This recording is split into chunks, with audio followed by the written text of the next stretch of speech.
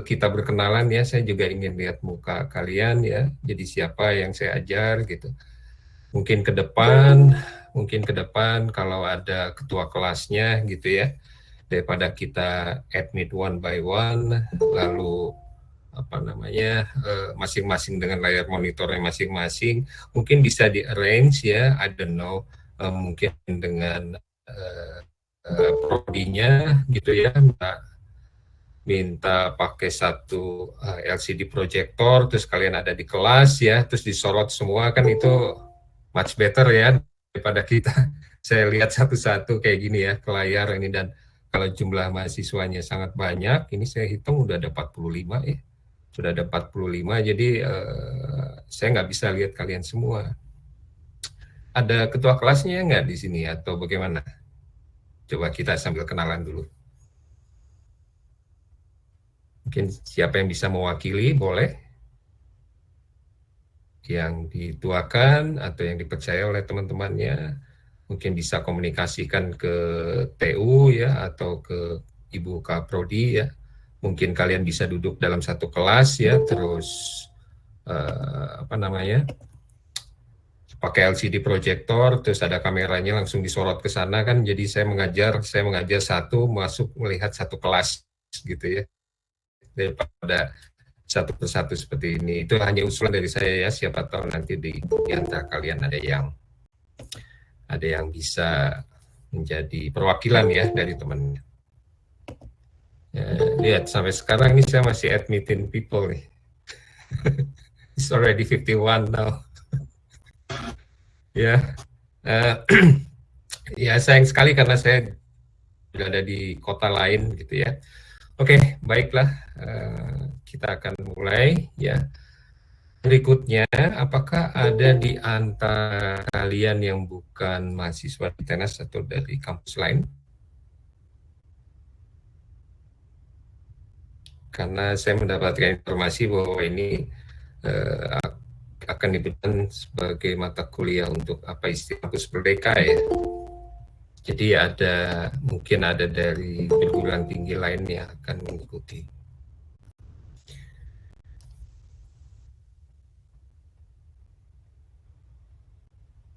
Oke.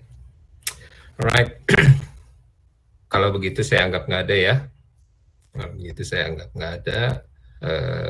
Kita akan mulai saja ya.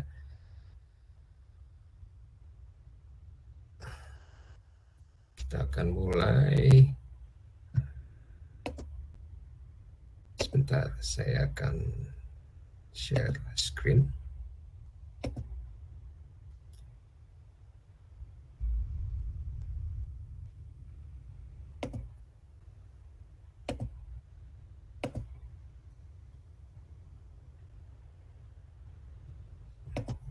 Oh, hilang.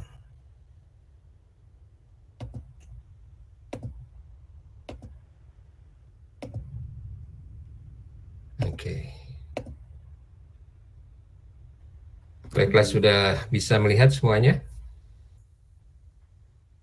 Oke, terima kasih. Sudah, Pak. Sudah, Pak. Bisa. Saya akan pindahkan dulu ini ke sini. Oke. Baiklah. Hari ini kita akan mulai perkuliahan. Mungkin ini mata kuliah yang baru ya buat kalian ya. Tapi perlu kalian ketahui bahwa ini sudah berjalan cukup lama kalau di Australia ya. Di sini namanya Urban Health ya.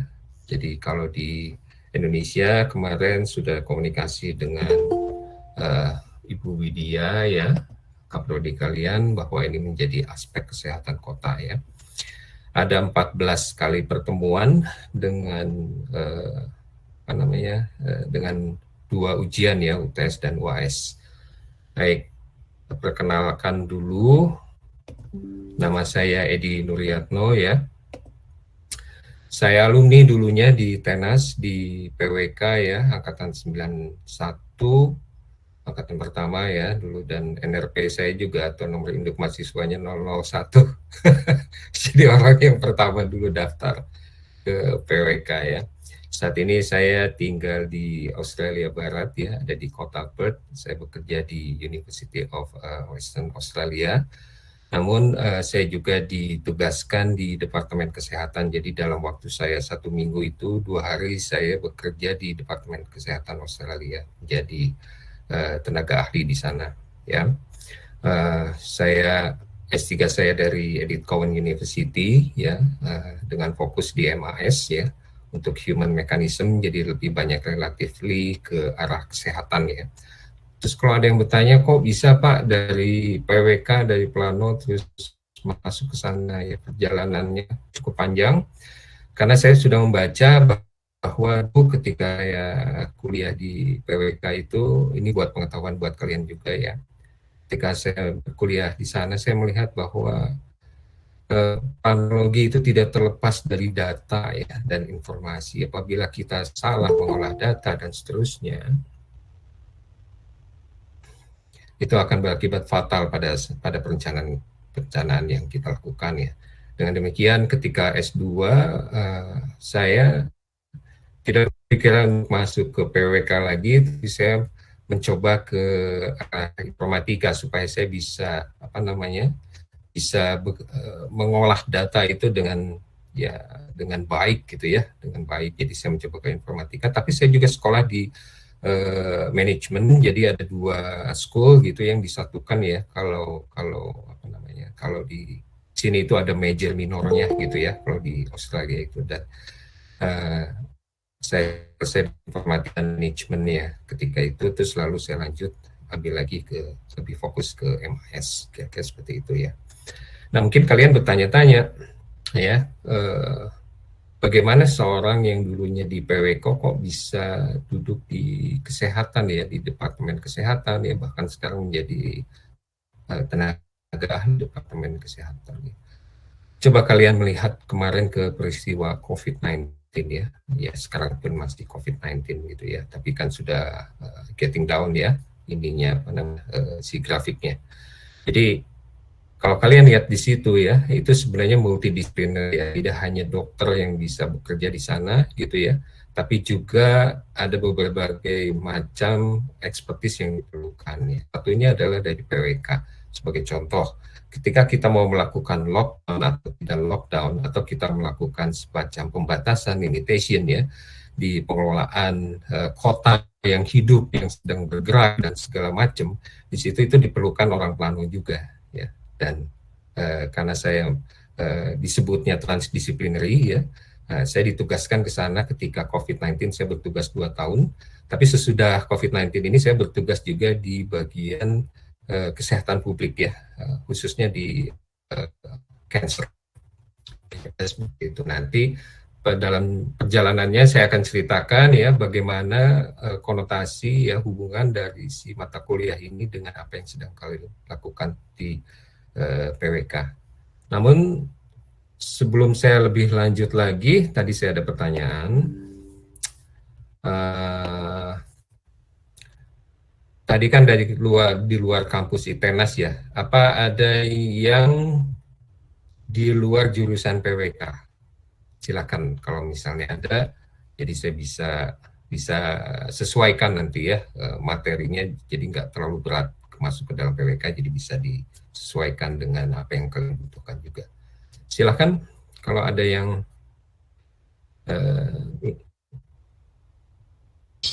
Ferti, Rike, Saya Pak. Saya Pak. Oke, coba sebutkan dari mana kalian? Saya Ferry Depiaca dari jurusan sipil. Teknik sipil ya.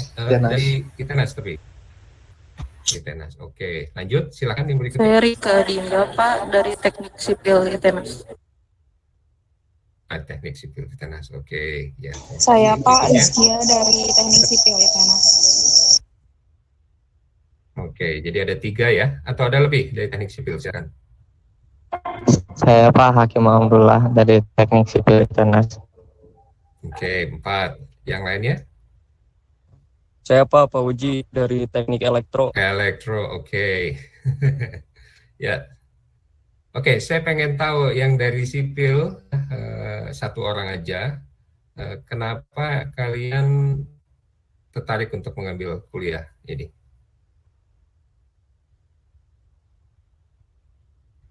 Silakan, boleh Rike?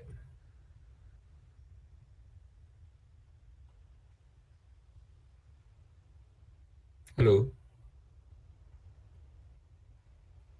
Rike atau Ferdi? Kalau dari saya sih Pak, kemarin itu kan karena ada sistemnya yang paketan, jadi ada beberapa mata kuliah yang bisa diambil Pak. Jadi saya ini aja Pak refleks aja pakai ambil mata kuliah ini. Jadi without motivation ya, nggak tahu, nggak ada sesuatu hal spesifik buat kamu ya. Tapi saya kemarin kan ini Pak ngambil yang AMDAL ya Pak ya. Mungkin ada yang nyangkut-nyangkutnya ke sini, mungkin Pak saya pikiran saya gitu. Oke, ya. Sebenarnya ini menyangkut ke banyak hal ya. Jadi ini kan sudah saya sebutkan dari awal, ini multidisipliner ya. Jadi bebannya bukan hanya ke PWK saja ya, meskipun bobotnya difokuskan ke PWK, namun demikian ini multidisipliner. Nanti dalam perjalanan kalian akan melihat bahwa perkuliahan ini sebenarnya diperlukan ya untuk semua jurusan yang melakukan pembangunan ya. Karena mulai dari sipil, arsitektur, bahkan dari elektro gitu ya. Nanti kita lihat nanti seperti apa gitu ya. Yang tadi dari elektro, motivasi kamu apa? Pengen mencoba hal baru, Pak. Hal yang baru ya. Oke, good. Selain itu dari sipil, elektro ada yang lain?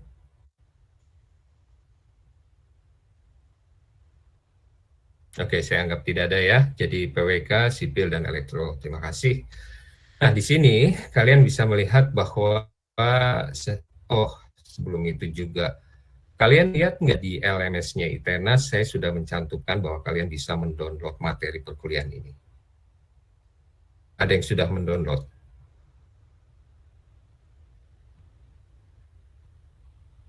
Silahkan kalau ada yang sudah mendownload atau belum. Perwakilan aja, salah satu.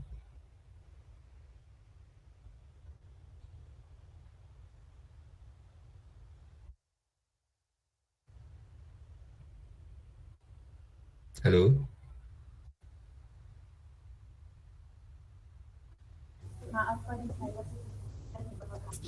saya putus-putus. Sebelumnya udah ngedownload apa ya Pak? Oh, itu saya sudah buatkan link buat mendownload materi dan bukunya, referensi. Sudah mendownload? Sudah Pak.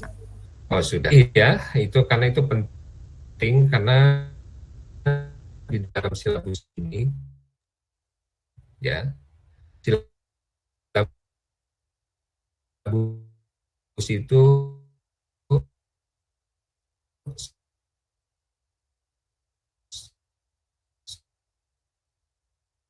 semacam kontrak ya. Di sini saya mengajar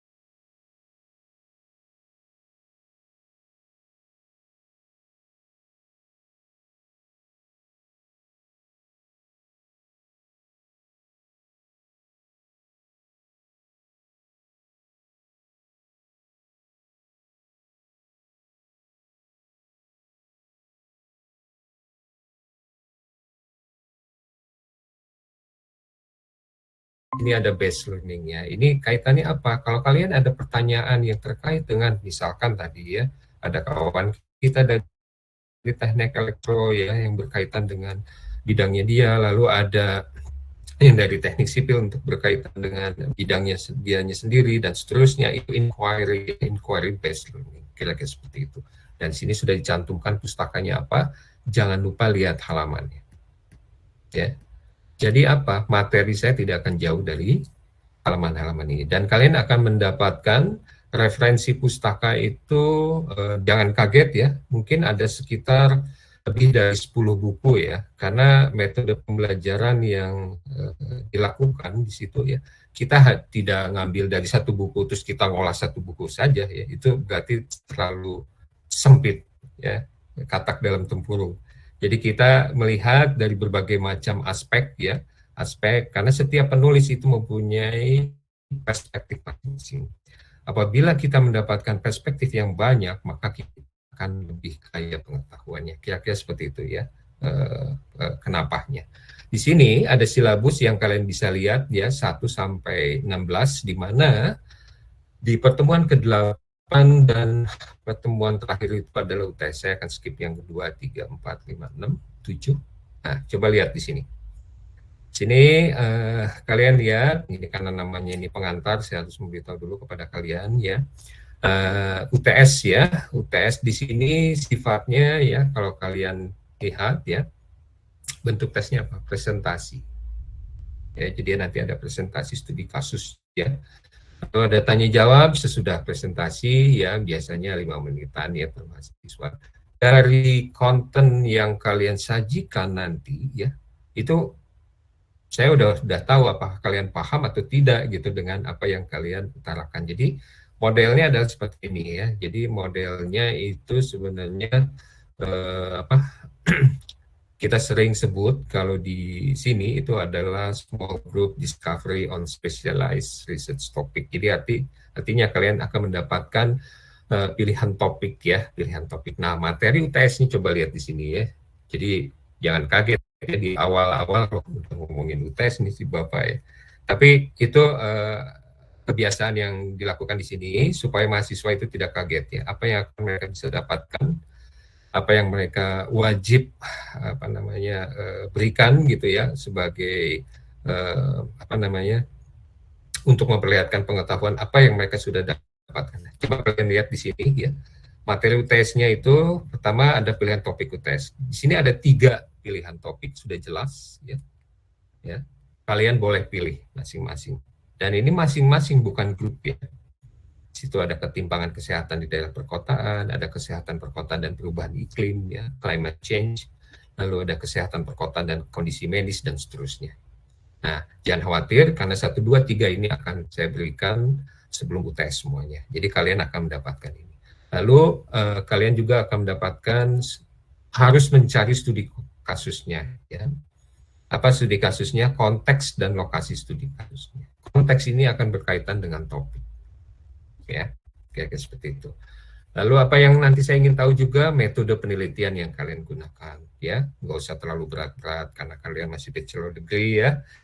Jadi mungkin kita bicara kuantitatif, kualitatif, dan mixed method ya, nggak usah terlalu berat. Ini bukan master degree dan seterusnya. Ya, lalu yang berikutnya proses analisa.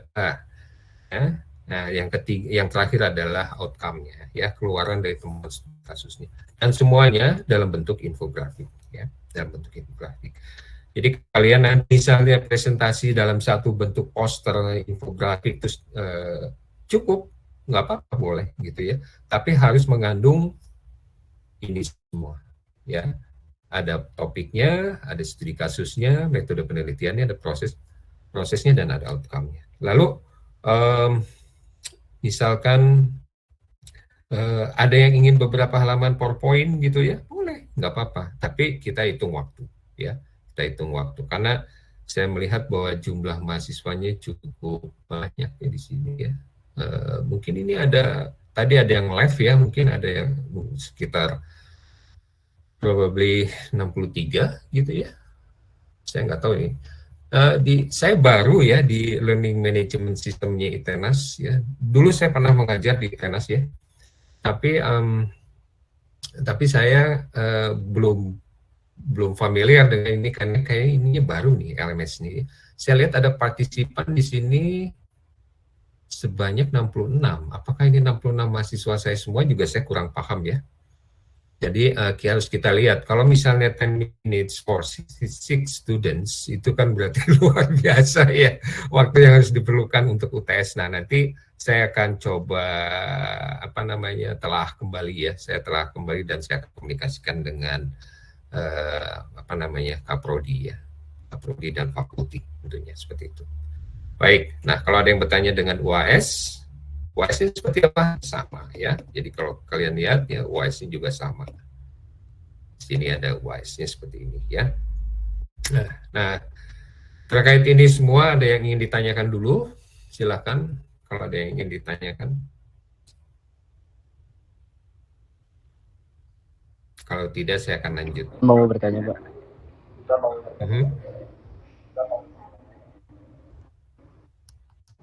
Ya, silakan. Untuk UAS tuh topiknya harus sama kayak UTS atau bisa beda?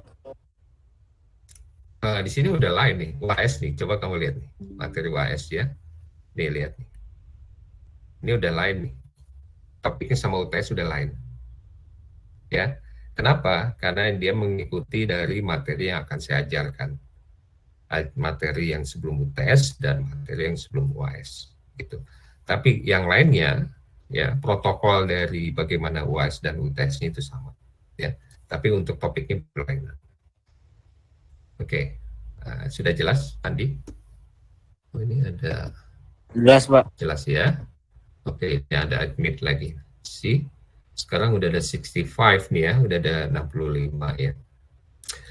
Jadi terkait dengan ini ya, ini untuk materi yang pertama ya, kalau kalian download ya materinya karena di dalamnya ada silabus, kalian tahu apa yang akan saya sampaikan di minggu kedua, minggu ketiga, minggu keempat dan seterusnya ya. Itu mungkin ya untuk pengantar dari materinya. Kalau tidak ada yang bertanya lagi, saya akan mulai masuk ke dalam materi dari urban health ini. Ini banyak juga ya bergabung. Oke.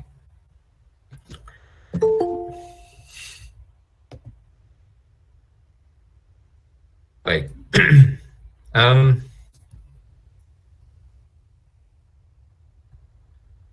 Oke, nggak ada pertanyaan lain? Kalau tidak ada pertanyaan lain, kita bisa mulai. Silakan. Kalau misal buat sistematika buat UTS sama UAS itu berarti nanti tetap online atau offline UAS UTS di kampus tapi diawasin sama dosen lain, Pak? Oh, good questions. Mungkin saya harus komunikasi ya dengan Prodinya ya, karena saya nggak tahu. Memang bagusnya begitu ya, jadi langsung aja di kelas gitu ya. Cuman doesn't make sense sih kalau misal kalian harus presentasi dengan jumlah mahasiswa yang terlalu banyak ya. Karena saya di awal dikasih tahu tuh sekitar 20-30, oke, makanya saya bikin seperti ini, tapi ternyata 2 kali lipat jumlahnya ya. Karena 2 kali lipat ini tentu saya harus berpikir ulang ya, presentasi apakah masih diperlukan, apakah nanti sistemnya kalian membuat makalah ya, tidak perlu presence gitu ya. Kalau membuat makalah tidak perlu presence berarti tidak perlu ada offline, ada di kampus dan seterusnya. Kalian tinggal upload ya, nanti ya saya nilai gitu. Jadi UTS-nya kita nggak perlu lagi ketemu online seperti ini ya, kalian upload saja, nanti saya periksa gitu ya. Bisa seperti itu, atau mungkin kalian upload mungkin a week before, jadi artinya misalnya katakanlah UTS-nya hari ini, berarti 1 minggu sebelumnya kalian sudah upload bahan UTS itu, di mana pada saat UTS-nya saya tinggal bertanya pada kalian, misalnya saya bertanya kepada siapa tadi, Hakim gitu, Fandi gitu, Safira gitu ya. Saya akan bertanya, maksud kamu dari tulisan kamu yang ada di sini itu apa gitu ya. Nah, mungkin cukup 1 pertanyaan per mahasiswa gitu ya, cukup 1 pertanyaan per mahasiswa, tapi saya udah tahu ya dari jawaban yang kamu berikan bahwa kamu menguasai materi atau tidak ya. Dan itu setiap orang berbeda pasti pertanyaannya, karena topiknya belum tentu sama. Kalaupun ada yang sama, topiknya belum tentu sama studi kasusnya, betul nggak? Kalau studi kasusnya sama, topiknya sama, belum tentu metode penelitiannya sama. Kalau sama semua ya berarti itu tanda tanya. Itu tanda tanya, itu ada khusus itu yang nanti akan saya tanya khusus itu kalau yang sama ya. Baik, itu bisa menjelaskan apa yang jadi pertanyaan kamu? Bisa, Pak. Terima kasih. Terima kasih ya. Oke. Baiklah, kita akan perlu kalian ketahui juga perbedaan waktu kita ya. Jadi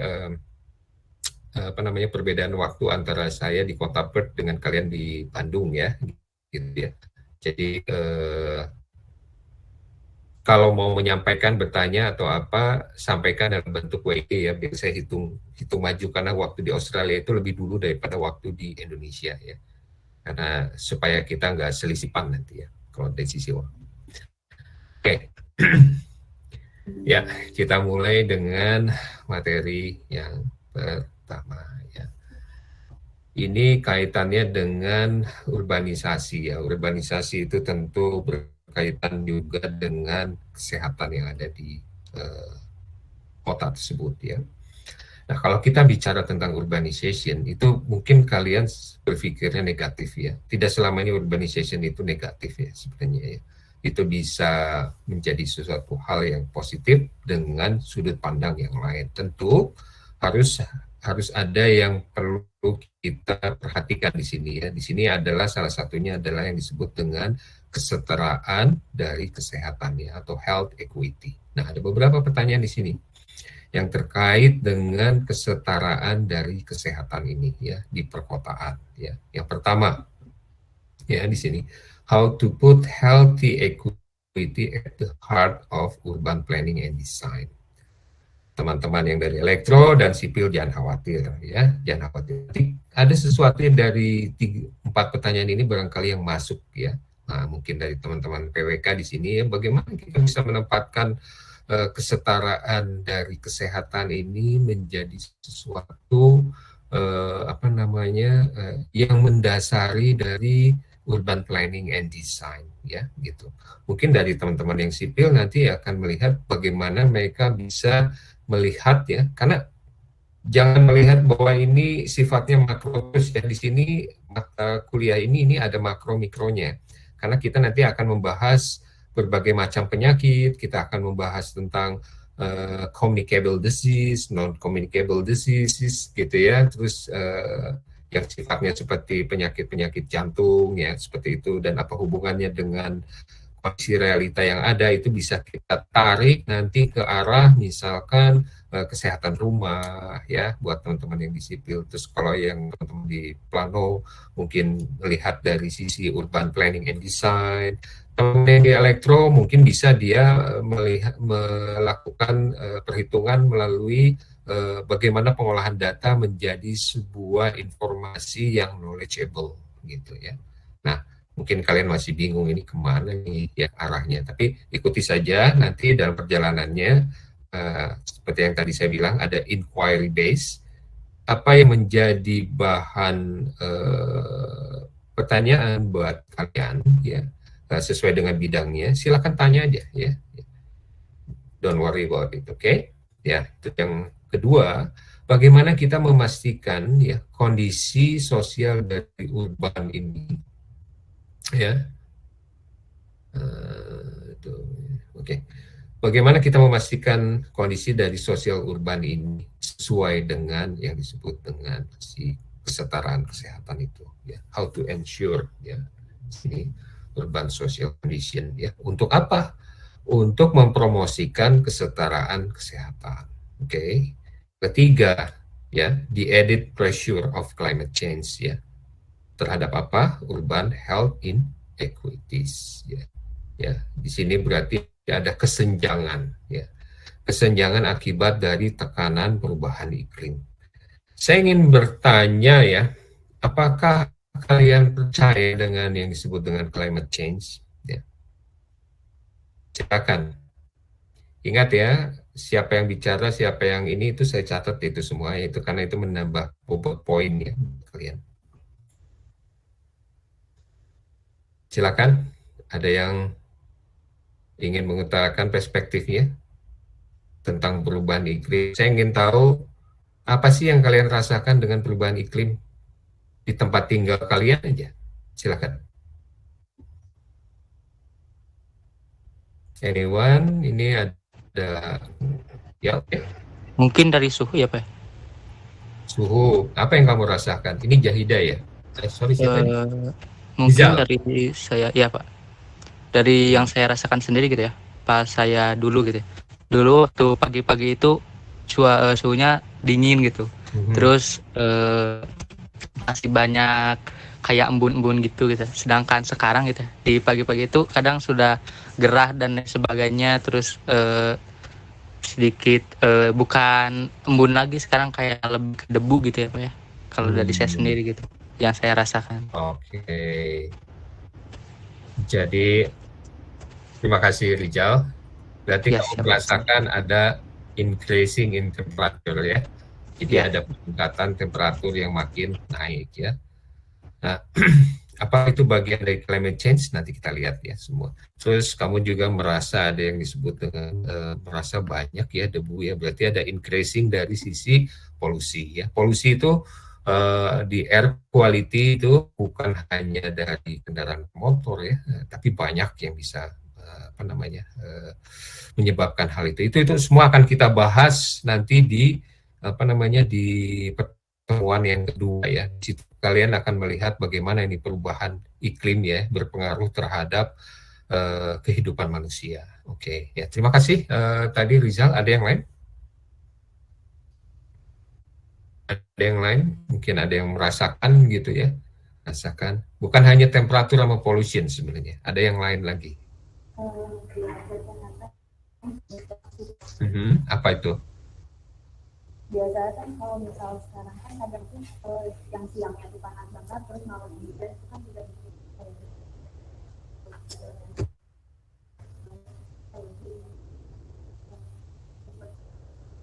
Oke, jadi kamu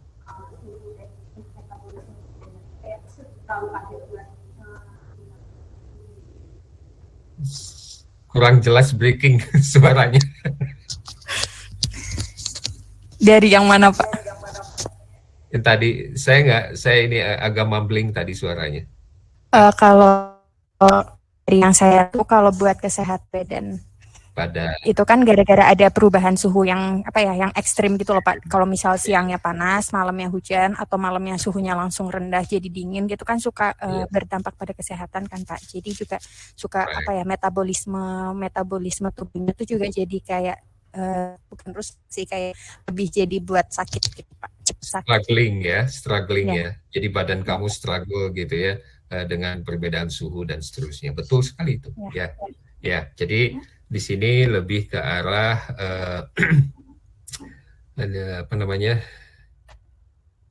tubuh ya, lebih ke arah ke medical assessment itu dalam tubuh. Ada yang lain lagi?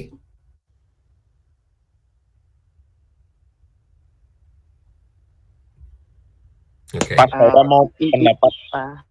Iya. Nasir? Ya Pak, kalau saya sendiri sih sedih Pak dengan adanya climate change ini, karena saya tuh yang saya rasakan sebelum adanya perubahan iklim ini, udara tuh terasa asri gitu Pak, terus tuh sejuk gitu. Namun sekarang tuh sudah berbanding terbalik Pak, sudah pagi hari pun sudah mulai panas gitu Pak, berbeda dengan dahulu. Lalu es di kutub utara dan kutub selatan sudah mencair gitu Pak. Ya, saya pribadi sih prihatin sih Pak dengan hal tersebut. Baik. Terima kasih Nasir. Ya, apa yang kalian rasakan, apa yang kalian amati ketika kecil itu sampai dengan sekarang itu adalah perubahan. Dan sayangnya perubahannya itu ke arah negatif ya, karena dengan demikian itu disebut dengan added pressure. Jadi ada tekanan tambahan terhadap perubahan iklim yang menyebabkan ya kesenjangan dari sisi kesehatan ya. Kesehatan tadi seperti yang Safira katakan ya, ada terasa badannya nggak enak dan seterusnya ya.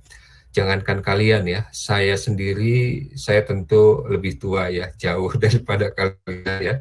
Saya bisa merasakan ketika saya dulu kecil, saya tinggal di Bandung ya, udara begitu ya, kakek akan merasa lebih jernih lagi udaranya ya dibanding ketika saya dulu masih kecil gitu ya. Dan itu ada sesuatu yang beres, ada sesuatu yang nggak pas. Nah, apa nih hubungannya dengan climate change ini? Nah, kalau kita lihat hubungannya tentu dari perilaku manusianya sendiri. Ya, dengan demikian yang keempat, bagaimana kita bisa menempatkan kesetaraan kesehatan ini sebagai jantungnya dari pengelolaan sebuah kota, ya, pengelolaan dari sebuah kota, ya. Ingat teman-teman yang sipil dan elektro, ya, jangan ini Bapak ke plano terus. Memang fokusnya ke sana, tapi kalian bisa ikut masuk ke dalam. Ada beberapa macam topik yang bisa kalian utarakan nanti di situ, ya. Nah, kira-kira ini yang menjadi realita dari kesenjangan terhadap kesetaraan kesehatan. Nah, mari kita lanjut, ya. Berikutnya, nah di sini dikatakan kita menghubungkan urban planning dengan public health, ya, public health. Nah, saya sendiri di UWA-nya di University of Western Australia itu duduk di School of Population Health, ya. Jadi itu sebuah sekolah, ya, atau apa ya, kalau di jurusan kali ya, kalau di Kenas gitu ya, jurusan yang isinya multidisciplinary, ya. Tapi dia di bawah Fakultas Kedokteran. Nah, di situ kita bersama teman-teman, ya, ada yang macam-macam, ada yang dari matematik, ya, ada yang dari history, ya, ada yang dari social science. Saya sendiri masuknya ke informatik, gitu, dan mereka itu ada yang dari arsitektur, civil engineering, dan semua konsentrasi, ya. Bahkan ada yang dari elektronika yang terkait dengan devices, ya. Devices bagaimana mereka bisa membantu mengukur. Salah satunya adalah dengan menempatkan apa namanya pengukur untuk polusi udara itu ada teman teknik elektro kemarin, ya, yang ada di dalam School of Population Health. Mereka melakukan itu dan mensinergikannya untuk melihat kepadatan dari transportasi yang menyebabkan tekanan terhadap perubahan iklim. Nah, salah satunya itu. Jadi don't worry about it, ya, teman ada di luar terkait. Oke, sekarang kita bicara tentang reconnecting urban planning and public health. Di sini dikatakan the physical environment, social condition, and climate change all interact. Semua saling berhubungan, ya.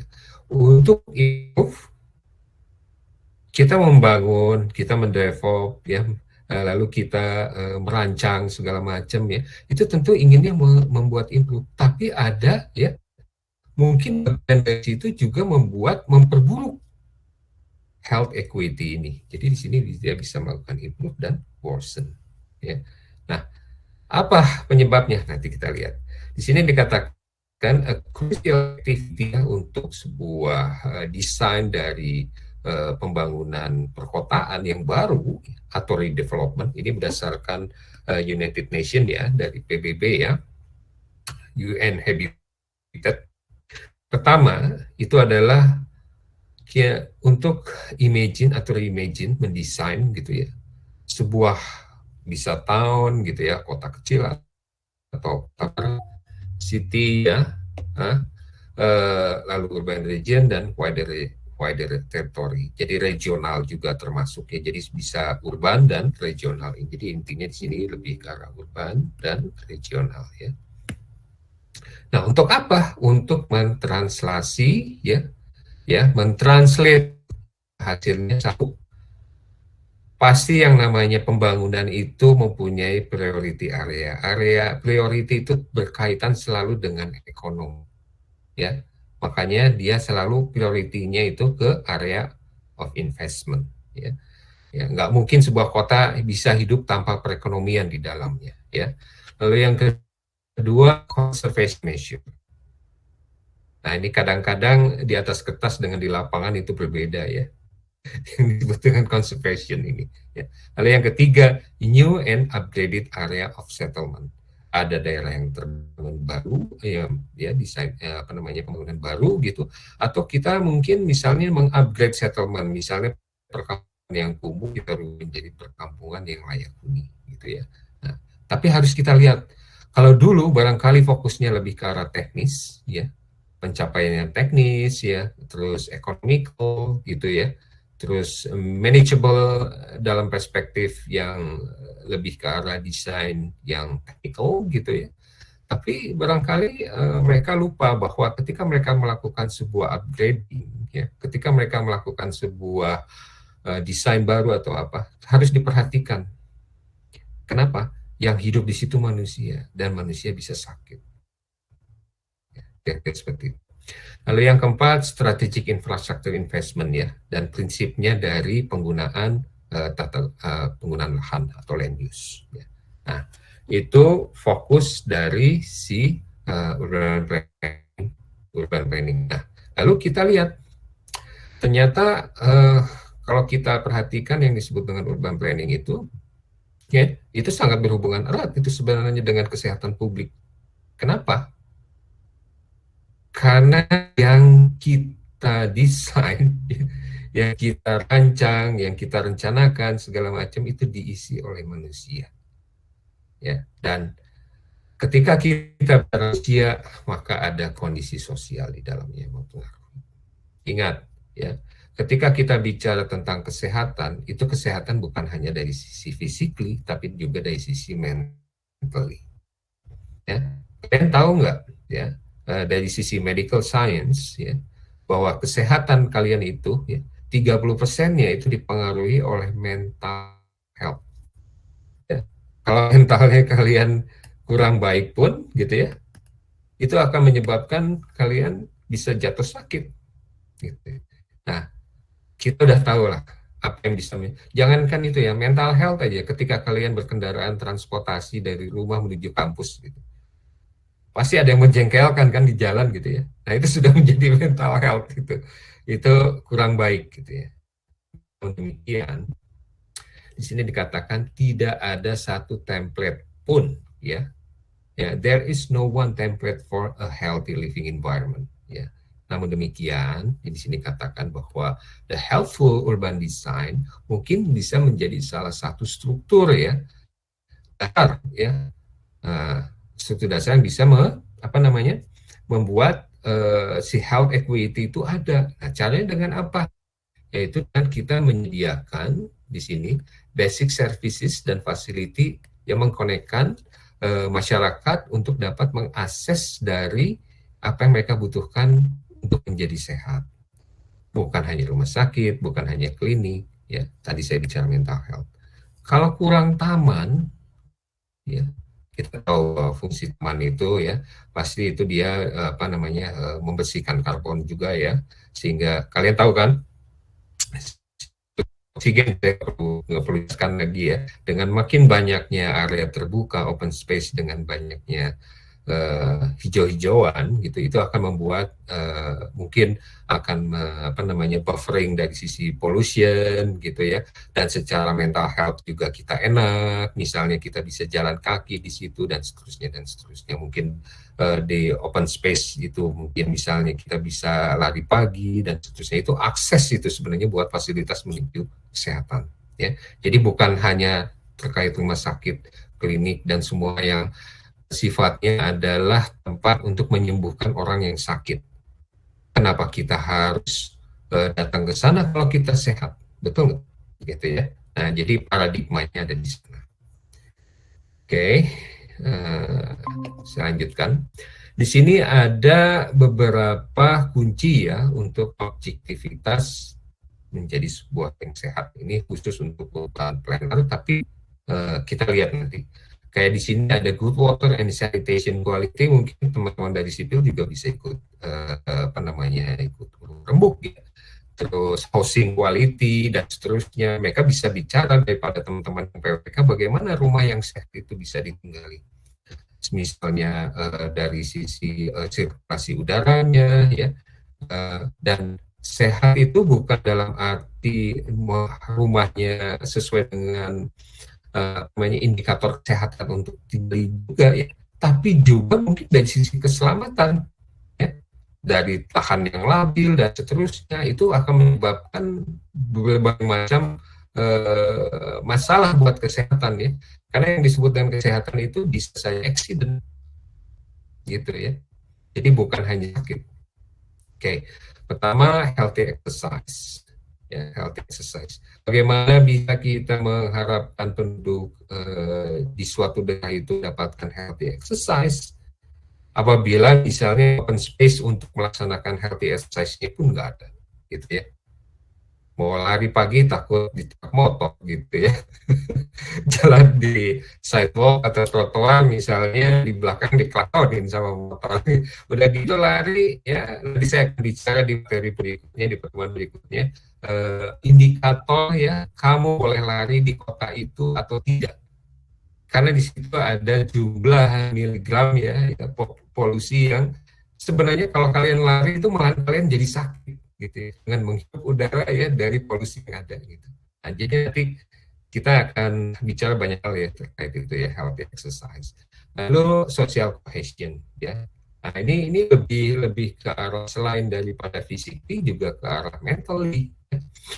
Ketimpangan perekonomian ya, ketimpangan akses facility yang didapatkan dari area dan area B itu akan menyebabkan sebuah social cohesion gitu ya. Jadi kita harus jelas di sini housing quality seperti apa, access to employment, karena kita bekerja kita bisa mendapatkan uang dan kita juga ya banyak hal ya sebenarnya kaitannya dengan employment opportunity ini ya, atau job security ya, kita yang sebut di sini dengan job security. Orang kalau misalnya nggak jelas terus dia juga banyak tantangannya gitu ya, takut misalnya bisa hilang seketika atau apa segala macam, itu secara mental juga dia akan menyebabkan dirinya apa ya namanya, ada takut secara psikologis ya. Kamu tuh nggak ada sel-sel di brain kamu ya, di kepala kamu itu kamu worry ya, kamu khawatir gitu ya, kamu khawatir gitu, itu akan mengeluarkan sebuah apa namanya, itu kan sifatnya sel ya gitu, ada chemicalnya dan semua itu akan negatif gitu ya, itu akan menyebabkan kalian secara fisik itu akan terpengaruhi juga. Ini saya akan bicara lebih lanjut di kuliah berikutnya tentang, cuman hanya key-nya dulu ya. Lalu local impact food production, distribusinya ya, terus community and road safety ya, nah ini penting sekali, community and road safety. Lalu ada ya, reduction dan poverty gitu ya, kan kalau kemiskinan juga, di mana kemiskinan di situ pasti ada ketimpangan kesehatan gitu ya. Good air quality, protection from excessive noise gitu ya. Bayangkan oleh kamu tinggal di sebelah kawasan industri yang noise-nya tinggi sekali gitu ya. Mungkin bukan hanya dari sisi noise tapi juga air quality ya. Jangan lupa bahwa air quality itu bukan hanya dari udara saja loh. Apa yang ada partikel turun ke bawah ya, itu diserap oleh tanahnya udah tercemar. Dan bukan hanya dari industri saja, tapi juga dari kendaraan bermotor. Nah, kita akan kupas itu lebih lanjut di perkuliahan berikut ini. Saya hanya gambarannya dulu di pengantar. Lalu ada good water and sanitation quality. Bagaimana kita bisa melihat ya, bukan merancangnya. Itu saya yakin teman-teman sudah pada ahli ya, kalian sudah pada ahli. Tapi bagaimana kita menempatkan ya sanitasi itu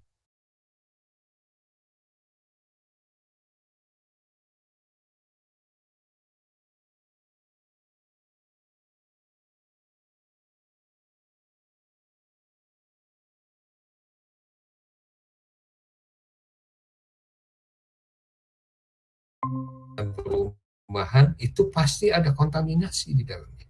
Bagaimana cara kita melakukan dekontaminasi terhadap lahan itu? Berapa lama yang harus kita lakukan? Apa saja yang harus kita lakukan dan seterusnya.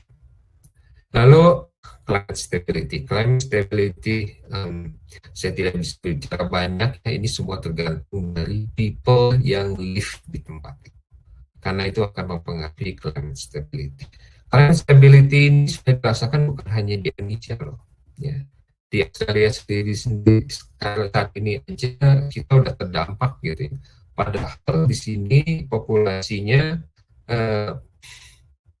nggak 10%-nya Indonesia ya. Kalau Indonesia itu katakanlah berapa? 170 juta ya, 270 million gitu. Australia itu hanya 25 juta, di situ benua yang besar hanya 25 juta. Bayangkan renggang sekali populasinya, tapi kita juga terdampak di sini, mulai dari flooding, ya, terus fire gitu. Mungkin kalian pernah melihat berita ya, couple years ago, mungkin sekitar tahun 2019 gitu ya, kebakaran hutan di mana-mana di Australia itu bukan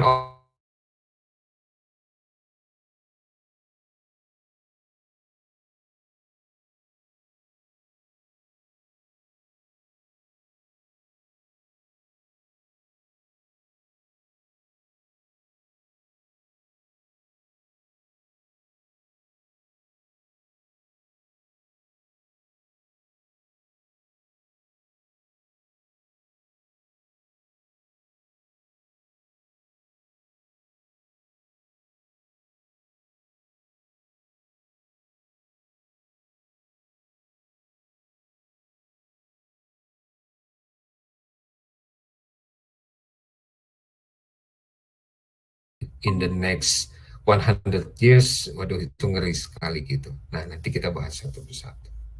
Sampai di sini ada pertanyaan dulu, supaya nggak teacher center ya, supaya ada student centernya, sehingga apa namanya, kita bisa saling mengisi. Silakan. Boleh kalau ada yang ingin bertanya.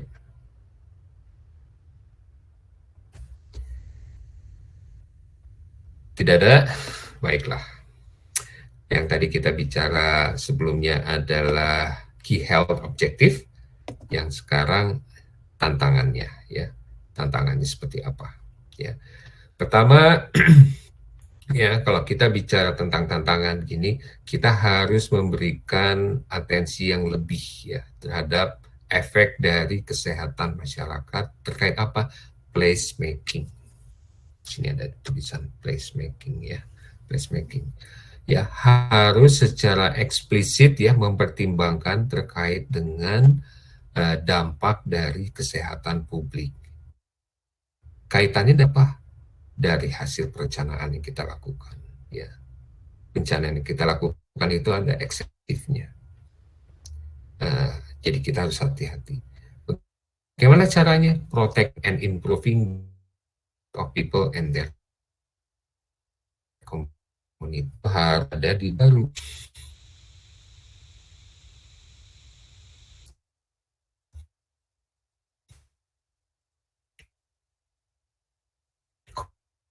COVID-19, penyakit virus, ada bakteria dan seterusnya. Itu sebenarnya terkait dengan virus ya. Misalkan ya, kalau pengelolaannya sudah baik gitu ya, sudah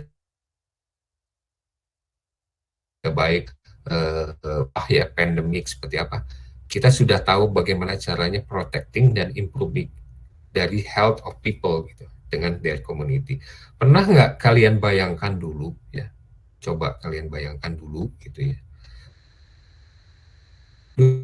dulu mungkin ya kita misalnya area permukiman yang sangat padat ya, bahkan jalannya pun hanya probably around 1 meter gitu, namanya kayak di dalam gang apa dan seterusnya. Terus tiba-tiba ada COVID-19 di mana kita harus melakukan karantina mandiri gitu ya. Karantina mandiri di rumah yang misalnya hanya 2 kali 5 meter gitu ya, dengan tetangga yang dekat ya, dengan nggak jelas ya water sanitation-nya seperti apa dan seterusnya. Bagaimana itu bisa berhasil? Ya. Mungkin itu akan menjadi pertimbangan-pertimbangan ke depan ya, pertimbangan ke depan bahwa ketika kita melakukan upscaling atau upgrading ya, atau resettlement dari pemukiman yang kumuh menjadi lebih baik, kita harus pertimbangkan ya. Karena nggak pernah kita pikirkan bahwa si COVID-19 ini bisa ternyata efek apa ya, berdampak gitu ya, berdampak sedemikian berat gitu ya terhadap berbagai negara. Kalian lihat sendiri ya hasil dari sini, banyak negara-negara yang sudah menuju kebangkrutan ya, dan Serbia masih hebat gitu ya. Hebat ya, dari sisi inflasinya masih sangat luar biasa gitu ya, bisa menekan inflation gitu ya. Australia sendiri nggak bisa menekan inflation, Australia sendiri gitu. Jadi diaspora Indonesia yang ada di luar gitu melihat, kita bangga melihat Indonesia masih bisa melakukan recovery dengan cepat gitu. Jangan dibandingkan lah dengan Australia. Kalau Australia suruh ngurus 270 million people gitu ya, meskipun ada di dalam kontinennya, di benuanya di sini gitu, belum tentu mereka mampu. Why? Karena mereka nggak punya experience untuk mengelola large people ya, large population. Beda dengan Indonesia. Berikutnya ada developing a coordinated multidisciplinary approach ya untuk mengeliminasi dari ketimpangan kesehatan. Ini bagus sekali. Kelas kita adalah contoh dari multidisciplinary. Ada teman-teman dari sipil, ada teman-teman dari elektro, ya, ada kalian sendiri dari PWK gitu. Ini sebenarnya sudah contoh bagaimana kita melakukan multidisciplinary approach. Nanti kelihatannya di UTS. Di UTS nanti kita bisa melihat. Caranya gimana? Sini salah satu contohnya adalah di sini adalah strategic economic development planning has to be integrated within the urban and planning designs. Ya.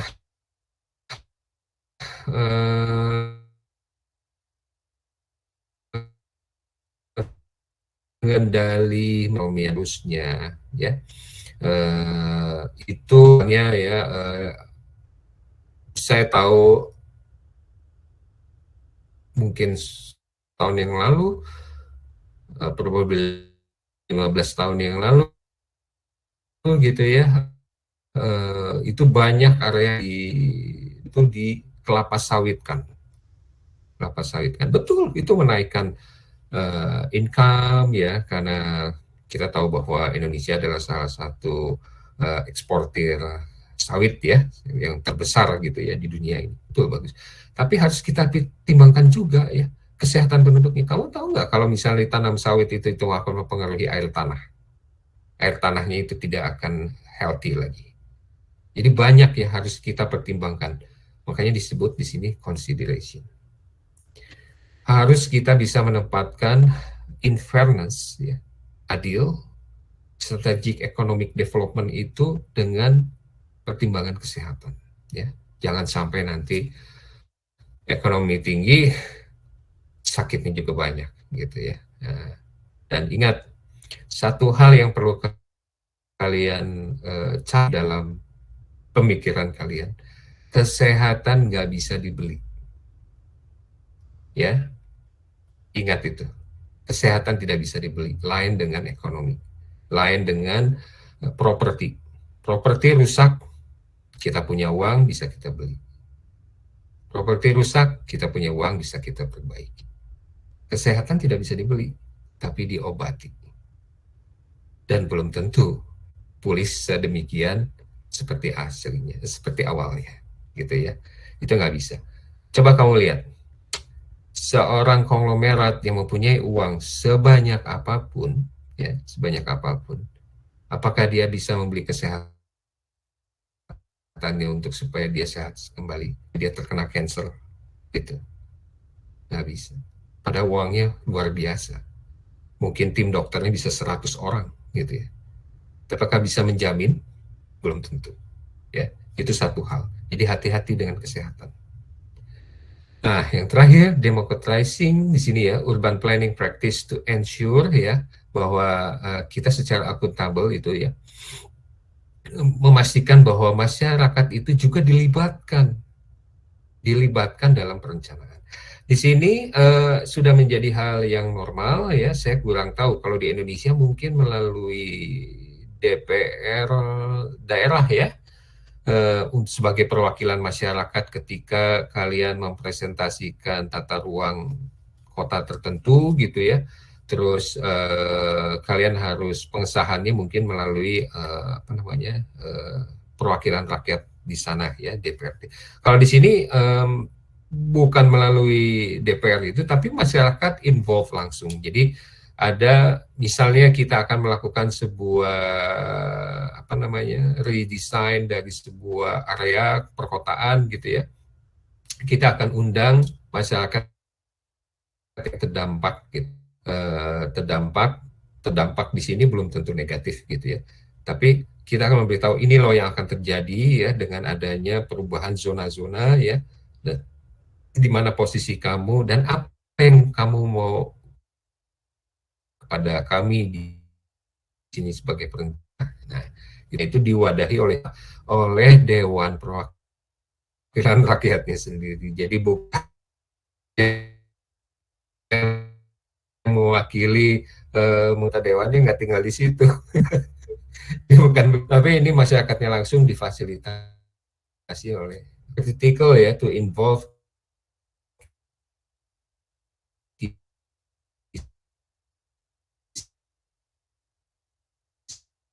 sektor. Gimana cara itu? Kurang beruntung itu bisa dari sisi kesehatan, bisa dari sisi physically, dan seterusnya. Nah, terkait ini semua, key challenges ini, intinya adalah membuat ya, creating compact and integrated city, ya, artinya kota yang compact gitu ya, kota yang aware dengan segala sesuatu yang terkait dengan people health yang ada di dalamnya ya. Jadi equitable access to the benefit of urban life ya, seperti livelihood gitu ya, opportunity ya, kesempatan sehat ya, dan seterusnya dengan fisik kayak seperti itu. Ada pertanyaan dulu? Kalau tidak ada, saya lanjut. Oke, ini pendekatan ya terkait dengan pencarian kota dan urban health equity ya. Ada 5 di sini. Ini menarik.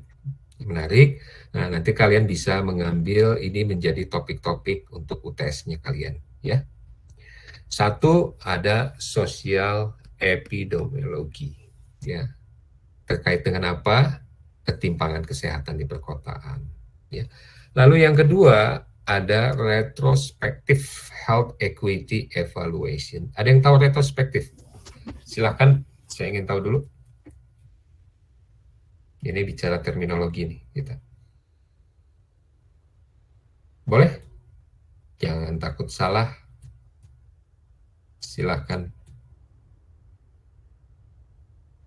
Kalau tidak ada, sebenarnya kita melakukan evaluasinya dari saat current, tapi juga ke belakang. Ya. Jadi kita butuh mundur. Untuk beberapa pun untuk kita evaluasi. Apa yang terjadi? Tapi juga kita harus lihat penyebabnya apa di sebelumnya. Itu ada sejarahnya, ada historinya. Nah, kalian harus punyanya. Mungkin yang tadi dia punya dulu dan nyimpen misalnya alat deteksi untuk polusi ya, yang di beberapa titik di kota gitu ya. Dia punya histori naik dan seterusnya gitu. Dan dia bisa membuat apa yang terjadi ini. Banyak faktor kan, faktor lingkungan, faktor manusianya, dan seterusnya. Yang ketiga, prospective action oriented. Jadi kita jangan talk only, no action gitu. Harus ada action oriented ya, yang kita aplikasikan untuk mendapatkan healthy and inclusive urban setting. Jangan eksklusif. Kalau eksklusif hanya orang-orang tertentu yang mendapatkan health equity, tapi orang-orang yang lain tidak mendapatkan. Jadi kita harus inklusif, semuanya harus bisa masuk. Ya, actionnya apa? Jangan hanya rencana doang, jangan hanya desain doang gitu ya.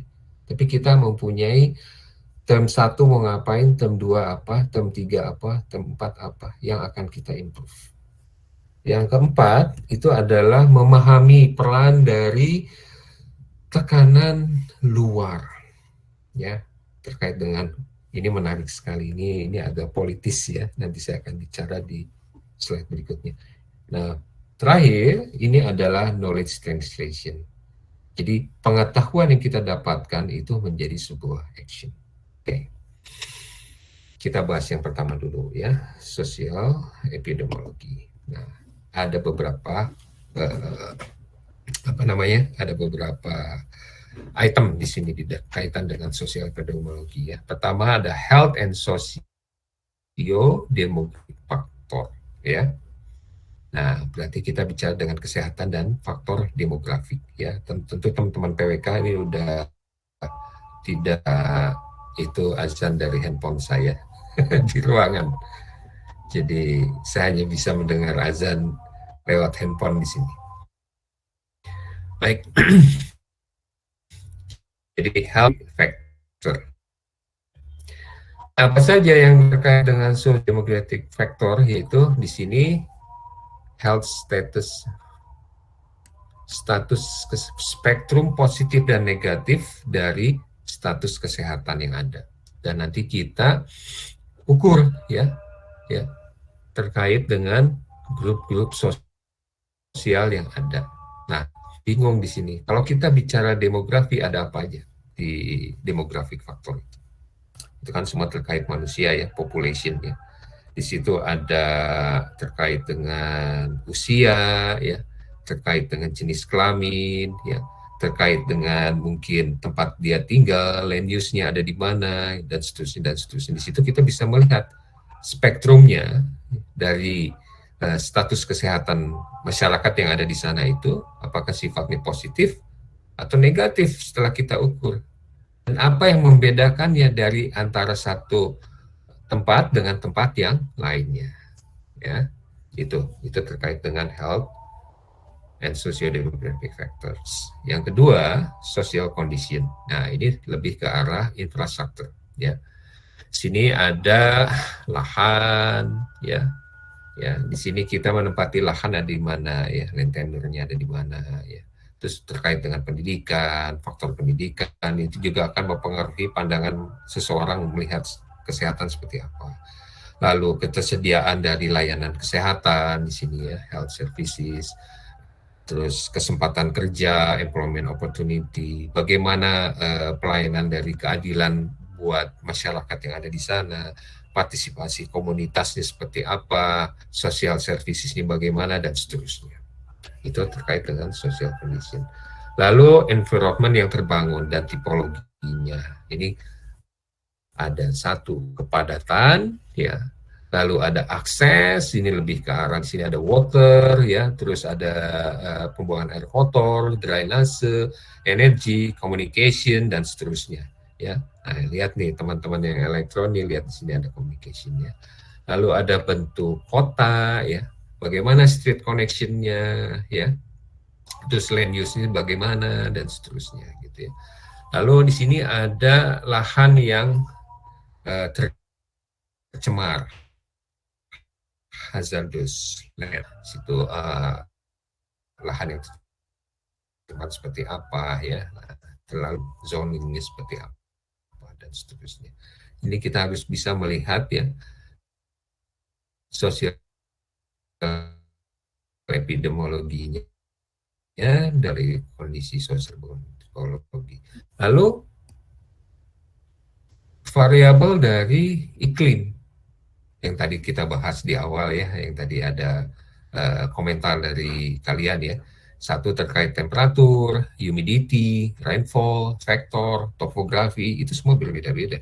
Sebagai contoh di tempat saya tadi pagi itu 7 derajat ya. Sekarang saya lagi musim semi di sini ya, lagi spring ya, lagi musim semi. Sekarang temperaturnya itu tadi pagi ya, sekarang temperaturnya 16 derajat di tempat saya ini, 16 derajat, dan ini fluktuasi.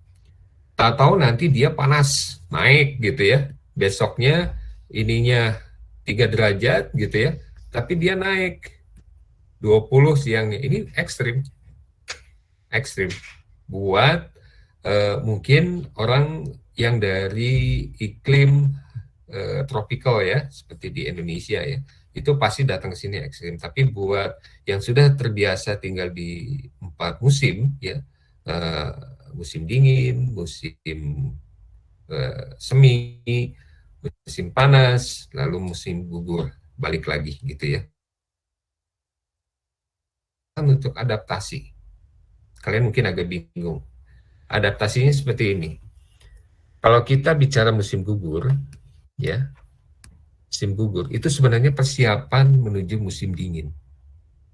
Ya, kenapa gugur? Karena banyak pohon yang rontok gitu ya, rontok dan perubahan iklim, perubahan temperaturnya menuju ke arah dingin, turun terus, masuk ke musim dingin. Jadi turun ke sini nih temperaturnya. Tapi karena ada gap di sini dulu ya, musim gugur. Sebelumnya di sini ada musim panas, di sini ada musim semi. Ya. Bayangin kalau dari musim panas langsung ke dingin, itu semua sakit. Semua sakit. Jadi caranya itu adalah adaptasi melalui musim gugur dulu. Dan setiap musim ini adalah 3 bulan. Kalau dijumlah 12 bulan semuanya. 3 bulan. Jadi manusia itu mampu untuk beradaptasi itu 3 bulan untuk perubahan iklim yang mau jadi panas maupun jadi dingin.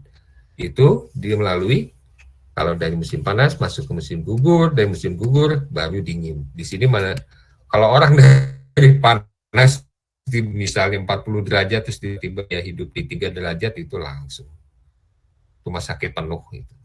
Nah, ini dilewati dulu oleh musim gugur ya. Musim gugur masuk ya. Nah, sini baru dari musim dingin, nggak langsung tiba-tiba panas karena di sini ada musim semi. Naik dulu pelan-pelan, naik pelan-pelan sampai menuju musim panas. Terus aja begitu siklusnya. Itu kayak di Indonesia mungkin ada tropical itu ada 2 ya, ada musim hujan gitu ya, wet season gitu ya, sama dry season gitu ya, dry season ada kering gitu. Nah, bayangkan kalau dry season terus menerus juga tentu sakit ya, terus menerus juga kalian sakit. Tapi bayangkan climate change yang akan merubah pola waktunya. Misal ya, di sini sudah mulai terasa musim dinginnya panjang, mau menuju ke musim semi gitu ya.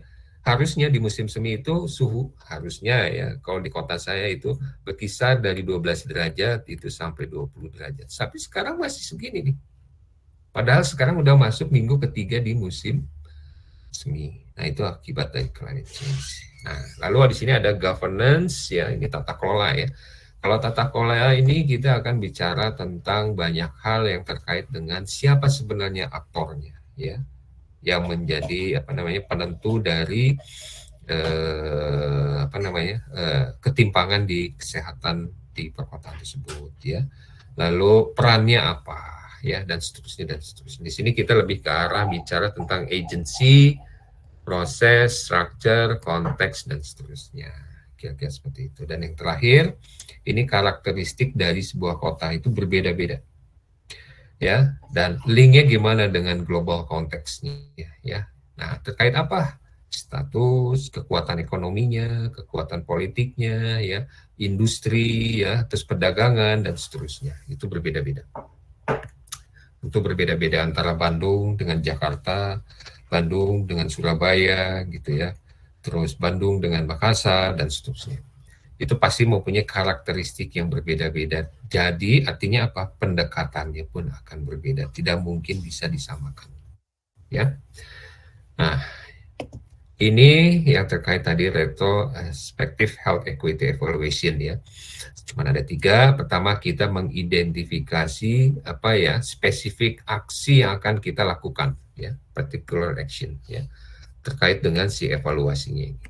Karena setiap evaluasi itu akan menghasilkan gambaran apa yang harus kita lakukan ke depannya. Baru kita melakukan intervensi ya, supaya kejadian yang buruk itu tidak terulang lagi dengan melakukan kebijakan, perubahan kebijakan yang terkait dengan si ketimpangan kesehatan itu ya. Lalu mengidentifikasi apa saja intervensi yang terjadi gitu ya, supaya kita bisa mereduksi ketimpangan dari kesehatan di perkotaan itu. Akhir kita bisa mengidentifikasi di sini ya, di mana ada ketimpangan yang bisa kita kurangi. Dan kita investigasi kebijakannya apa kira-kira yang bisa mengurangi dari si ketimpangan kesehatan ini. programnya apa, perubahan apa yang harus kita lakukan sehingga bisa mengurangi ketimpangan kesehatan itu. Ini ada 3 variabelnya ya. Ini yang ketiga, action oriented ya, yang tadi ya, kita bukan hanya desain saja atau merancang saja gitu, tapi harus ada yang harus bisa kita terapkan ya, implementasikan. Yaitu yang pertama ya, variabelnya ada longitudinal prospective study. Nah, kenapa disebut longitudinal? Karena dia berkelanjutan, berpanjang dia ya. Sebuah studi, kalau kita ingin mendapatkan data yang akurat, kita harus mendapatkan sebuah data itu yang berkelanjutan. Kita harus lihat ya. Dari data ini bukan hanya nggak cukup, mungkin hanya kita lihat mundur ke belakang 5 tahun. Ya. Mungkin kita perlu 10 tahun untuk mencari sebenarnya di mana permasalahannya. Seperti COVID-19, itu nggak bisa kita back just only 2 years ya, before the pandemic. Itu pasti ada penyebabnya yang menyebabkan sampai ke sana. Sampai sekarang studinya masih berlangsung, belum tuntas, masih berlangsung. Mereka masih menerka-nerka apa yang menyebabkan ini ya, dari hewan bisa menularkan ke manusia. Ya banyak sekali ya teori konspirasi yang mengatakan A, B, C, D dan seterusnya. Jangan cocok logi ya, jangan cocok logi. Kita lihat yang sekarang secara sains sedang dilakukan. Nanti saya yakin ya, mungkin 2-3 tahun ke depan itu akan ada hasilnya itu. Hasil awalnya seperti apa ya, apa penyebabnya, kenapa, dan bagaimana mungkin pencegahannya di masa yang akan datang. Sama ketika dulu penyakit cacar itu mematikan ya, pada abad lampau ya. Tapi begitu sudah ditemukan vaksinnya gitu, dia tidak mematikan lagi ya. Mungkin sekarang juga COVID-19 sudah ada vaksinnya ya. Tapi ada yang bertanya, misalnya, Pak, gimana Pak, saya sudah divaksin tapi kok saya tetap terkena COVID juga gitu. Di medical science ya, jangankan kita bicara mengenai vaksin. Kamu tahu flu ya, flu influenza ya, flu itu sampai dengan saat ini ya, mungkin ketika saya bicara itu sudah makin berkembang lagi. Itu ada 250 varian. Bayangkan oleh kamu, 250 macam tipe buat flu ya, bayangkan oleh kalian, 250. Terus kita divaksin flu. Kita nggak divaksin 250 varian ini semua masuk ke dalam tubuh kita, enggak. Tapi kita hanya mendapatkan mungkin 2 sampai dengan ya, bukan plus, 2 sampai dengan 3 lah varian yang paling mematikan. Ini yang mencegah. Demikian juga dengan COVID. Apalagi COVID masih baru ya, jadi vaksinnya juga masih emergency vaksin gitu. Ya, belum seperti flu vaksin. Jadi kalau kamu misalnya udah COVID, udah vaksin, terus masih kena juga, ya nggak apa-apa. Tapi setidaknya kamu sudah mempunyai pertahanan imun, bila mana misalnya kamu terkena, kamu tidak akan deteriorated gitu ya, tidak akan menjadi sangat sakit gitu ya. Tapi karena sudah ada sistem imun tubuh yang dibentuk oleh vaksin itu. Nah, ini perlu longitudinal prospective study. Terus kita harus observe, kita harus amati dampaknya seperti apa. Ya. Terus kita evaluasi lagi impact-nya. Bukan hanya dari satu sisi, tapi harus selalu cross-sectoral policy. Karena ketika pemerintah misalnya, atau ketika pemerintah daerah menentukan bahwa ini akan dibangun kawasan industri, harus dilihat nih health equity-nya. Ya. Jangan sampai nanti pendapatan asli naik gitu ya, tapi masyarakat buruk dari sisi kesehatan. Ya sama. Artinya apa? Karena masyarakat tentu akan dijamin kan oleh pemerintah, kalau nggak salah di Indonesia melalui BPJS anggaran gitu. Nah, ini harus kita lihat. Adapting cities for health and climate change. Nah, bagaimana nih caranya ya ketika kita melakukan adaptasi ini bukan dalam artinya kita membangun karena perubahan iklimnya sudah begini kita bangun beginilah gitu. Tapi bagaimana kita mengurangi, ya, memastikan bahwa perubahan iklim ini cukup kita hentikan sampai dengan saat ini, ya. Ke depan itu kalau bisa dikurangi terus. Kira-kira seperti itu. Ini ada paradigma yang agak kurang saya ini udah ya. Kamu tahu listrik? Anggaplah sini electricity ya. Company policy bahwa kita harus menghapus carbon emission ya, buat lebih clean air ya, polusi lebih kecil dan seterusnya dengan menggunakan kendaraan-kendaraan yang berbasis elektrik. Baik itu sepeda motor, baik itu mobil dan seterusnya. Itu bagus sekali ya. Saya di Cina ya, saya udah kemana-mana. Saya di Cina tahun 2011, bayangin 2011 ya. Saya jalan itu motor tuh banyak yang nggak bersuara di sana. Padahal itu tahun 2011 waktu itu ya. Mereka sudah menggunakan electric vehicle. Jadi kalau kita ngelamun jalan ketabrak itu dari belakang karena nggak kedengeran. Suaranya cuma kayak desiran seperti itu aja gitu.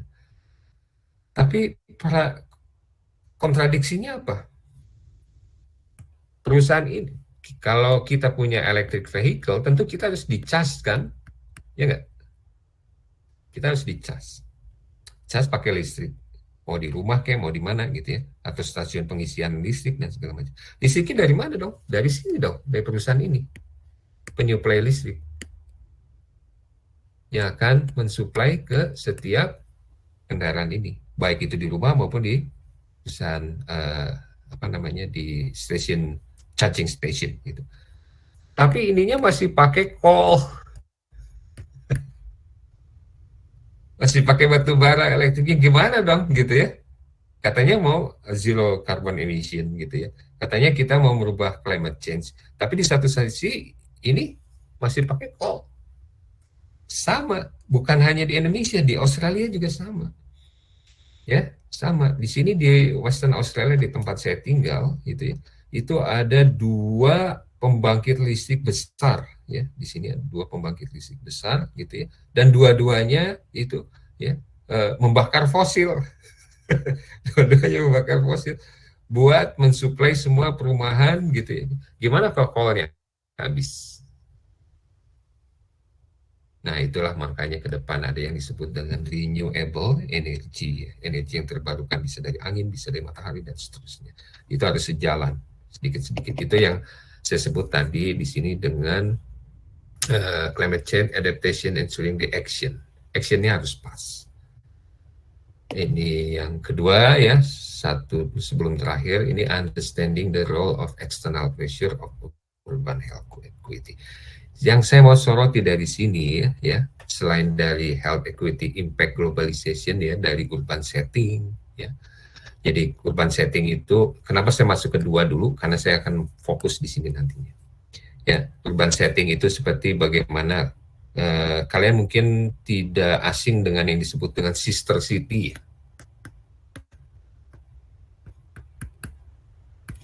Bandung dengan kota mana, Malang dengan kota mana, itu paradigma lama kalau menurut saya. Karena kita tidak bisa melakukan apple to apple perbandingan dari jumlah populasi penduduknya, ya, dari climate-nya, dari banyak hal gitu. Terus kalau kita mau adopsi misalnya dengan kota sister kita di sana gitu, belum tentu pas. Khususnya dari apa? Dari sisi health equity. Jadi bukan pengen jangan lihat kota itu indah saja ya, bagus dari desainnya ya, terus mungkin perumahan modelnya begini dan seterusnya, peralatannya canggih ya, traffic manajemennya gitu, terus lampu lalu lintasnya, otomatisnya gitu, pengen disamain, kita harus banyak hal yang harus kita lihat setting di situ ya. kalau ini terkait kesehatan. Lalu pressure-nya ya, pressure dari capital cities di sini. Di sini ada pressure dari capital city. Ini di Australia, saya tidak akan bicara di Indonesia ya. Di Australia itu kenapa ibu kota bisnis itu dipisah? Ya. Bisnis itu padat itu kotanya, tapi khusus buat bisnis. Bayangkan oleh kalian dari sisi health equity, saya perspektif health, itu disatukan. Bayangkan density-nya seperti apa. Ya. Terus climate change yang dihasilkan litis penduduk yang ada di dalamnya, ya, dan seterusnya dan seterusnya. Itulah salah satu kenapa dulu Australia itu membuat ibu kotanya dipisah dari ibu kota bisnisnya. Dari kota bisnisnya, bukan ibu kota bisnis. Jadi kalau orang mungkin tahunya Sydney gitu ya di Australia. Padahal Sydney itu bukan ibu kota, ya. Dia itu business center di situ. Bisnisnya di situ, dan itu merupakan kota di dalam negara bagian lagi, ya. Jadi bukan ibu kota negara. Ibu kota negaranya itu ada di Canberra, ya, Canberra. Influence ini yang paling penting. Mungkin kalian yang mendengar kalau di Indonesia itu banyak LSM, Lembaga Swadaya Masyarakat, betul ya? Nah, di sini ada influence dari International Agency and Donors on Urban Health Equity. Banyak sekali di Indonesia LSM ini. Harus kita lihat. Kita harus paham apa peran dari mereka, apakah ini akan menekan, ya, menjadi tekanan yang positif buat kesenjangan kesehatan, ya. Tekanan positif berarti artinya dia akan menjadi kesetaraan. Atau malahan dia sebenarnya politik. Harus dilihat. Ini ada beberapa hal A, B, C. Pertama, kita harus lihat what are the international institution position. Posisinya di mana nih dari sisi urban health equity? Apakah ini agenda aslinya atau bukan? Hati-hati. Itu satu. Ya. Ya, apakah ini agendanya itu? Proses ya, do they follow ya? Do follow ya to achieve health equity. Mereka, kita harus lihat agenda pastinya, ya, seperti apa. Dari sepak terjangnya juga udah kelihatan, ya. Terus apakah mereka ikuti prosesnya? Ada SOP-nya, ya. SOP jelas, gampang. SOP-nya itu WHO itu punya SOP-nya untuk health equity. Lihat ke sana. Kedua, ya, di sini yang bagian B. To what extent do ya, yang memberikan dana-dana hibah ini ya, impose their agenda on city interaction with national and local policies. Ya, harus kita lihat. Ketika mereka berinteraksi dengan pemerintah pusat dan pemerintah daerah, ini harus sejalan. Ya, harus sejalan. Itu yang kedua. Yang ketiga, progressive approach. Have they been good for urban health equity? Kita lihat, kita nilai ini LSM ini nih. Pertama, kita lihat dampaknya apa terhadap intersectoral action. Bukan hanya sebagai kritikus, tapi talk only no action ya, gitu ya. Semua orang juga bisa, jadi gitu. Harus ada kan, mau melakukan apa actionnya di term 1, term 2, term 3, dan seterusnya. Berikutnya ada priority setting, decision making, processing seperti apa, ya. Mereka punya priority, ya. Di mana mereka bisa melakukan influence terhadap kebijakan, sehingga kebijakan itu lebih ke arah kesetaraan kesehatan, ya, dan seterusnya, dan seterusnya. Termasuk ketika mereka melakukan alokasi terhadap sumber daya, resource allocation, ya, information system, tipe dari si informasi mereka perlukan, yang mereka miliki seperti apa, dan bagaimana mereka melakukan publikasi terhadap informasi itu untuk bisa mempengaruhi policy dan seterusnya. Dan yang terakhir sustainability-nya, keberlanjutan. Ya, keberlanjutan. Jadi program itu tidak hanya berhenti di situ. Ada seperti yang berikutnya. Ini yang terakhir. Ini knowledge translation. Pada intinya, Saya cuma mau, ketika kita bicara knowledge, itu dimulai dari data. Data diolah menjadi informasi. Informasi menjadi pengetahuan. Ketika kita memiliki pengetahuan, maka kita mempunyai action di sini. Atau biasa disebut dengan decision making. Jadi semua awalnya dari sini. Ya, dari data. Data itu bisa mentah ya, bisa scattered, ada di mana-mana, kita kumpulkan jadi sebuah informasi ya. Informasi itu berguna, informasinya ada A, B, C, D, dari informasi A tambah B tambah C jadi pengetahuan X misalnya, terus A tambah D tambah E itu menjadi pengetahuan Y, dan kita memiliki action yang tepat ya. Di sini makanya disebut bringing together planning and public health professional in the single form. Kita lihat ya, diskusi dan seterusnya. Ini sebenarnya bringing together ya. Seperti di teman-teman yang dari elektro, dari sipil gitu, dari PWK gitu ya. Itu bicara, kayaknya ada bagusnya juga UTS-nya tidak individu ya, tapi lebih ke grup ya, kan juga dengan buka prodi ya. Lalu kita membangun developing guidelines ya, tools for urban health assessment, jadi ada panduannya gitu ya. Terus kita buat mekanismenya, information for decision making purposes ya, including data, case study, image, dan seterusnya. Ini filosofinya nih. Data, informasi, knowledge, dan decision making. Yang terakhir, tentu dari siklus manajemen itu selalu kita lakukan evaluasi dampaknya, ya. Dampak-dampak yang sudah dilakukan, ya. Terutama dari influencing policy and practice.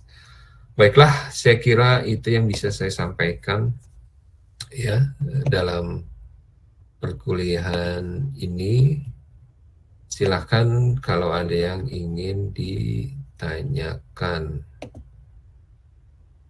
Oke. Mangga, silakan.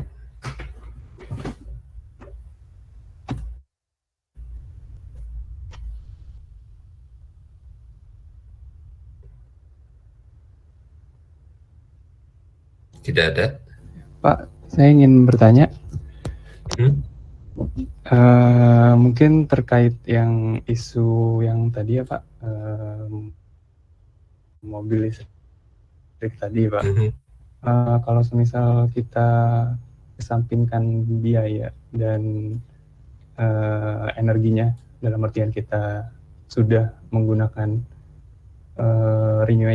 renewable energy, itu, dan kita diberikan pilihan seperti saat ini, kendaraan pribadi yang berbasis listrik atau transportasi umum yang berbasis masih bahan bakar minyak, itu menurut aspek dari segi kesehatan mungkin lebih bagus yang listrik ya Pak, lebih bagus. Iya. Tapi secara kalau kita bicara air quality air quality ya. Tapi secara mobilitas mungkin kalau penduduk semua pakai mobil listrik dan kendaraan pribadi, mungkin energi listrik yang terbuang secara dalam artian percuma mungkin lebih banyak gitu Pak, daripada transportasi umum yang mungkin masih memakai bahan bakar minyak. Nah, kalau misalnya kita diberikan pilihan seperti itu, lebih baik menurut pandangan Bapak kita memiliki mobil pribadi listrik atau kita beralih ke transportasi umum yang masih berbahan bakar minyak gitu Pak. Oke, good questions. Terima kasih Fahri. Ini saya coba share lagi ya, supaya saya bisa gambar-gambar. Oke. Baiklah. Nah, kalau kalian lihat nih ya, di sini ada dua tabel. Ini kendaraan pribadi, ya. Ini jalan raya ya, ini kendaraan pribadi. Lagi antri nih, ya. Ini satu arah ke sana. kendaraan pribadi lagi antri satu arah. Ini tabel 1 ya. Berapa banyak isinya? Paling banyak mungkin 2 ya. Ada penumpang, ada cuman yang supirnya aja gitu ya. Mungkin lebih banyak yang sendiri ke kantor gitu ya, atau ke kampus gitu ya. Atau ada yang berdua. Ini kita bicara kendaraan mobil aja ya, belum motor ya, belum motor. Ini 1, ini. Sini mungkin 2 gitu ya. Sini 1, sini 2. Kalau kita buang mobilnya, nih mobilnya dibuang gitu ya. Kalau kita buang mobilnya, nggak bisa. Ya, ini kita buang mobilnya.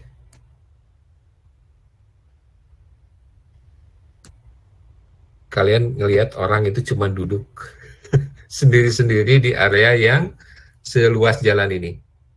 Ya, kebayang nggak maksud saya? Ya, kosong. Orang cuma duduk di kursi, ada yang cuma 2, 1, 1, 1, 1, 1, 1 kayak gitu. Lain dengan ketika kita bicara transportasi publik, bus misalnya. Isinya kan misalnya begitu. Ya, ini kursinya. Sini ada supirnya. Berapa banyak? Kalau kita hitung di sini ada 1, 2, 3, 1, 2, 3, ada 9 mobil aja. Mungkin isinya, padahal kendaraannya ada 9. Ini elektrik ya semua ya. Ini. Nah, ini ada kendaraan misalnya yang tadi masih menggunakan bahan bakar fosil, diesel gitu dan seterusnya. Tapi isinya lebih banyak. Hitungan ekonominya bagaimana? Itu yang harus kita hitung. Makanya saya bilang multidisipliner. Harus kita lihat hitungan ekonominya seperti apa, ya. Terus kalau dilihat dari perspektif kota gitu ya, kesehatan bukan kota, maksudnya dari sisi kesehatan, apa yang bisa kan hasilkan gitu ya. Mungkin ini gas buang 0 ya, yang ini gas buangnya gas buangnya 0.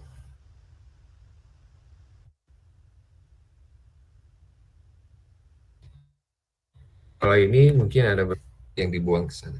Tapi jangan lupa bahwa bus sekarang ya, bus sekarang itu udah hybrid bus yang sekarang itu, dan itu harganya tidak berbeda jauh dengan bus-bus yang berbahan bakar diesel gitu ya. Dan dieselnya juga harus kita lihat juga ya, meskipun dia masih menggunakan bahan bakar fosil, harus kita lihat juga dia yang menggunakan solar seperti apa gitu.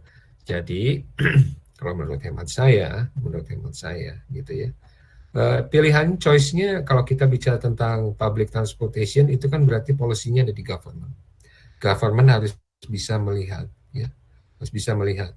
Satu, ketika kita akan mengentaskan atau kita ingin menstabilkan yang disebut dengan health equity, kesetaraan di sisi kesehatan, itu bukan hanya dari sisi air quality saja, ya, tapi dari sisi security, dari sisi-sisi yang lain banyak.